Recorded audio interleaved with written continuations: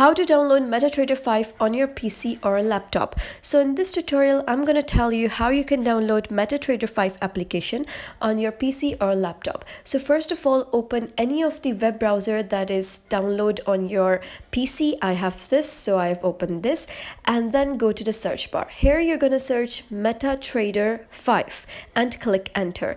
Now, some of the websites on the top are just sponsored ones, so you're going to click on that. Don't download them.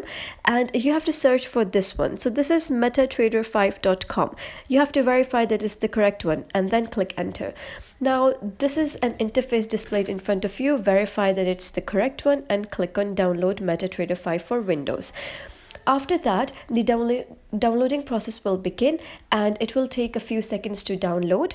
Once it's downloaded, it will open a wizard in front of you, an installation wizard. So just click on next, and after completing the whole bar, it will bring this and click finish. And then after it's finished installation, the app will open in front of you itself. And if the app doesn't open itself, no need to worry. Go to the search bar of your PC and search MetaTrader 5 application. And when you click on that, this view will be displayed in front of you. So that was how you can download MetaTrader 5 application on your PC and laptop.